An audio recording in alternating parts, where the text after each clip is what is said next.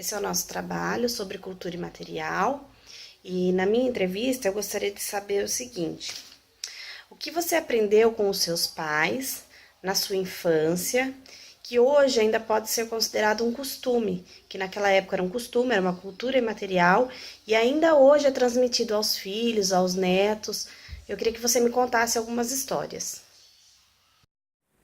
Quando eu era menina, meu pai sentava na calçada e ficava contando história pra gente. Era história fantástica. História dele fazendo caçada, dele no mato, com os amigos, com os irmãos. Eu amava aquilo.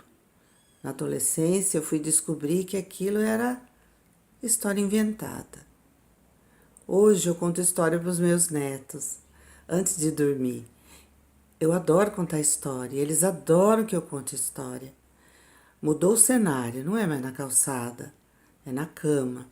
Na minha cama, todos se deitam em volta de mim e eu conto histórias. E eles dizem: Vó, eu não quero história lida de livro, eu quero história inventada. E aí eu conto histórias onde nós somos os personagens. Eu, meus filhos, meu marido, histórias fantásticas. Contar história é uma cultura imaterial que eu aprendi com meu pai.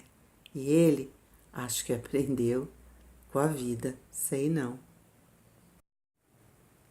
A minha mãe dizia assim: roupa tem dia e tem hora. A minha mãe não deixava. A gente aprendeu com a minha mãe que tinha roupa de sair e roupa de ficar em casa. E da roupa de ficar em casa, tinha aquela que era de brincar no quintal e aquela que a gente podia sair para brincar no vizinho. Da roupa de sair tinha aquelas de sair de noite, aquelas de sair de dia, aquelas de sair de domingo, aquelas de ir na casa da avó. Aprendi com a minha mãe que roupa tem dia e tem hora. A minha mãe aprendeu isso com a mãe dela. Isso eu acho que não ensinei muito bem para meus filhos, não. Mas eu tentei. De verdade eu tentei.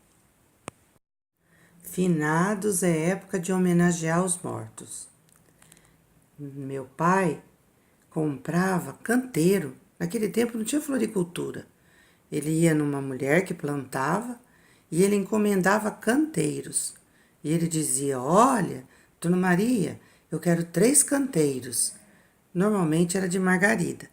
E aí, na véspera do finados, chegava aquele buquê enorme de margaridas. Minha mãe enchia o tanque de água e aquilo ficava florido que só. Era lindo.